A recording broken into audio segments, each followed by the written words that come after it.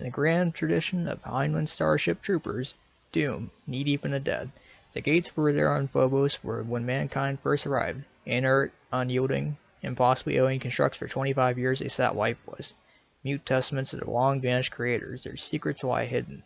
Then one day they sprang to life. Meet Corporal Twintania, United States Marine Corps serial number 888-23-9912. He's the best warrior the 21st century has to offer, which is a damn good thing. Because Twintania is all standing between the hell that just dropped in on Mars and an unsuspecting planet Earth. So, that's kind of what the back of the book says. The general plot of the book, I mean, there's a little bit of spoilers here. For about the first half of the book, it's just, your Doom Marine, good old Twintania, just running around, trying to track down what's going on after he escaped from being a prisoner because he assaulted someone during a mission. So, long and short though is that he meets a person that he was in the academy with, in the military with, and basically they just they finally meet up together, and they continue to fight demons. They're trying to find out the source. They're trying to do this and that, that kind of a thing. I mean, I guess that they had to invent something like that because, I mean, just, regular Doom guy running around shooting stuff, I guess, and trying to figure out the end of the invasion was, I guess, a little bit too boring for a book. But the book does a really good job, though, of bringing the actual video game to life, though. I mean, there's so many different things. The imps are called Spinies. The cyber demon is called a steam demon. Let's see what else is there. There's a couple like that, but they really do make something as simple as a zombie soldier out to be a really big threat. And I mean something like the Hell Knights, for example. I mean, to somebody who's played Doom quite a bit, they don't seem like a big threat, but in the book, they're a huge threat. Same thing with just simple things like the acid and the lava. I mean, the acid and the lava. Nobody's really too terribly concerned about them in the game, but in the book it's kind of a big thing because it can really severely damage you. They also have pretty much all the weapons in there. They have the Sig Cow, which is basically the pistol. They have the shotgun. I don't remember hearing about the chain gun, so I don't think they have that in there. They have the rocket launcher, which gets a lot of use. They also have a lot of power-ups, so like that Berserk power-up.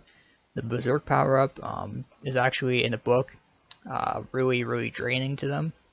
I mean, there's about one time, I want to say partially halfway through the book, where he actually gets a chance to use it, and yeah, he's very physically drained after. Like he gets a huge rush of adrenaline, but after that, he's physically exhausted. Also, one of these blue spears, for example, in the game gives you 100 health points, which is nice. In the Doom novel, again, they encounter one once, and I mean, again, it makes him feel like a brand new guy. I mean, it's incredibly strong. I really do like the fact that the book actually references and pretty much takes place throughout most of the main game, like the actual levels. There's actually quite a few recognizable spots throughout the whole novel. One thing in particular I remember is the the swastika, which is in episode 1, level 3, I think. I want to say that's what it is. I think it's actually the level we're going in now, Toxin Refinery. It might actually be the next level, but it's one of the first levels in the game. And so there's a lot of times where you do that. Or like, for example, when they're fighting a cyber demon, they're called a steam demon. Where they're in what's it called again? You know what it is, the Tower of Babel, there you go. There's also them transferring in between different kind of episodes. Like you have Knee Deep in the Dead, Shores of Hell, Inferno. I think there's even some of Thy Flesh Consumed in there. I'm not 100% sure about that, but it pretty much follows throughout the main part of Doom. main idea of it, and it also makes it. It also kind of makes out that the spider mastermind, kind of as his name would imply, is controlling all the creatures on, controlling all the monsters you face and all monsters you fight.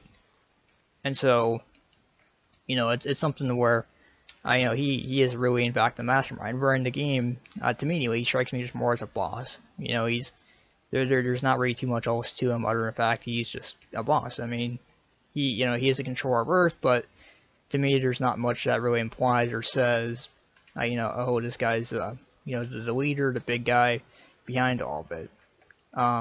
Also on top of that, the explosive barrels, again, are also magnified pretty big too. There's a couple of times where he uses explosive barrels, and, and the explosion, as it's made out to be in the book, is just absolutely extraordinary. I mean, where again, in the game, you blow up an explosive barrel, doesn't seem that bad.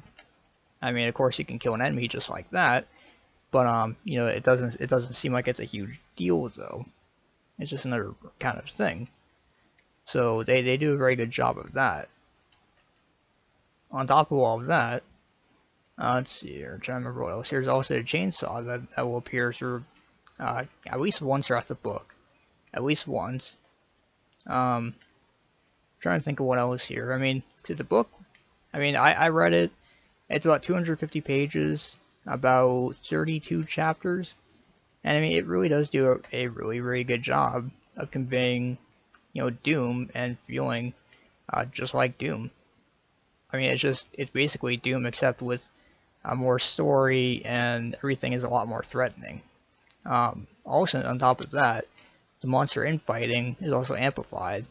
It's described quite a bit actually how the monsters do really in fact hate each other. I'm trying to remember a couple of specific examples. Like I think it's the imps and the Kako demons really hate each other, and they'll go to war with each other, without hesitation, which just goes to show. And I mean, again, it's cool to see they're incorporating elements such as infighting and such into it. And I really think it was that needed to go, into kind of a big story like it did. I mean, kind of yeah, kind of no. I mean, it incorporates some things that just feel kind of weird into Doom, but I mean, at the same time, it's nothing too extraordinary or too out of the ordinary. I mean, I just got done with the first book, and I'm moving on to the second book as soon as my eyes feel better, because my eyes are tired tonight. And as far as I've heard, the first and the second book do a really good job of conveying Doom, and just in general, they feel right. Doom, the books, the third and fourth books, don't really kind of do that very well. But I would say the first book does a really, really good job. It does do a very good job of being a proper Doom novel and what you'd expect. And it was a very pleasurable book to read. I mean, like I said, there was really no other way to say it. It was just a really, really good book. So, I mean, like I said, it got everything right pretty much. I mean, like I said, the story in some instances I thought, again, was a little bit unneeded, but I mean, for the most part though, I mean, like I said, there was nothing I'd really change about it. It basically did what it should have done as a book. So I mean, the book right now, I found my copy at a Goodwill for about, I want to say it's about $30. Or sorry, not $30. I think it's about the price it goes online for right now is around $15 to $30. But I found mine at a Goodwill pretty cheap. I was lucky enough to find it, and it was something I've heard of these books for a long, long time. I've never really taken the time to actually hunt them down, but so you can find these books now pretty commonly. At least the first and the second books. My version of the Doom novel is the original one. There are a couple different ones, like my Doom 2 novel I got from my friend. Thank you, Josh. Thank you for getting that for my birthday. Is a newer edition. It's a newer kind of paperback style of the book. But and those are a little bit less expensive.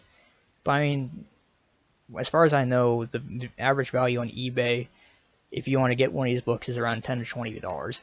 It's pretty affordable, and like I said, I think that so far the first book did a wonderful job. I mean, everything played out very nice the way it should have.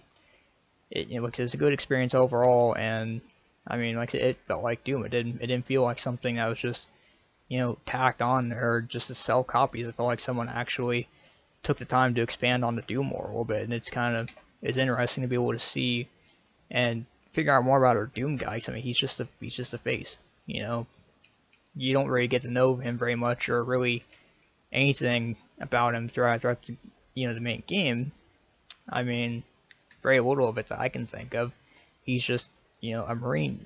He's just a guy you face, or sorry, he's just a guy that you attack all the demons with, and trying to stop the invasion of hell.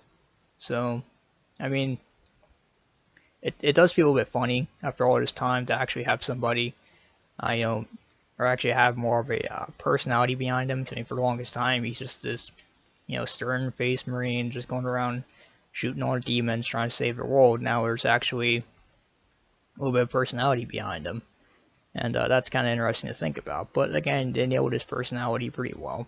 I mean, if he did have a personality in the games other than just being, what he has, I would definitely think that this would be pretty accurate for what I'd expect from him. Also, this is what I was talking about earlier with the swastika thing. It's hard. There we go. So I mean, this shows up, for example, in the novel. It's talked about, and it does kind of, the Doom guy is kind of like, what the actual heck? It's one of those kind of moments, and I don't blame him. I mean, there's a lot of funny moments where he talks about, the architecture and such of the Doom, or of how the architecture of the levels, and like the architect who did this is crazy and this and that, and it's pretty humorous to listen to him go on about all that. But I mean, overall, the Doom novel is a good read. I would definitely go find it. I mean, if you're into Doom, even if you're not into Doom, it's still a good sci-fi novel. This review was unscripted. It may sound a little bit unprofessional, but just kind of the way I wanted to go about it. So I hope you all enjoyed, and I hope you go out and check out the book. Thanks for watching.